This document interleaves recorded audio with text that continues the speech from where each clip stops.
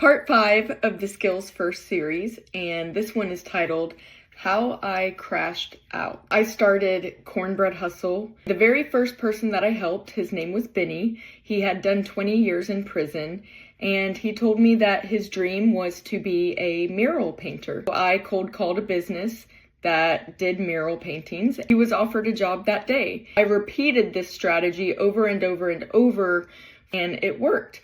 I was really great at helping others realize their own potential, but I was struggling with leading myself. Eventually, my achievements and success could not keep up with my drinking and self-destructive behaviors. A very embarrassing day, I got arrested in broad daylight for a DWI. I ended up having to have a breathalyzer in my car.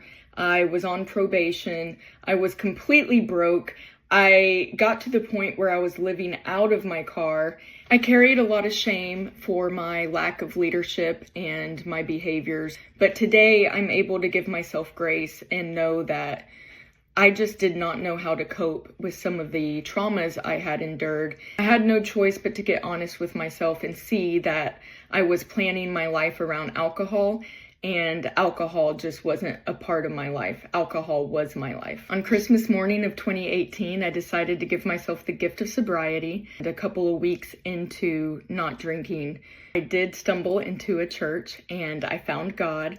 And at around 4 months sober, I got baptized. I believe that God helped me along the way. It's hard to want to hang out with new friends and you can't hang out with old friends. And so you're kind of in the middle ground, straddling the fence, wondering if you're going to go back to your old ways or if you're going to face the discomfort and continue on for a new way of life. I was able to achieve 6 months of sobriety. I did not want to struggle in silence anymore. I did a very bold thing to set myself free. I didn't want shame to keep me stuck anymore.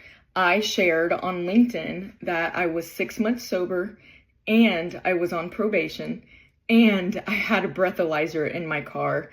My LinkedIn account grew by over 100,000 followers, and people were reaching out saying that my story helped them let go of shame. That first year was really difficult. I felt like I was breaking every single day, but what I didn't know is that I was breaking free. Cornbread Hustle was finally at a point where we were starting to become break even.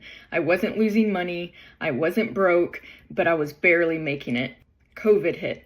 Not only did COVID hit, but my dad landed in the hospital with an emergency quadruple bypass.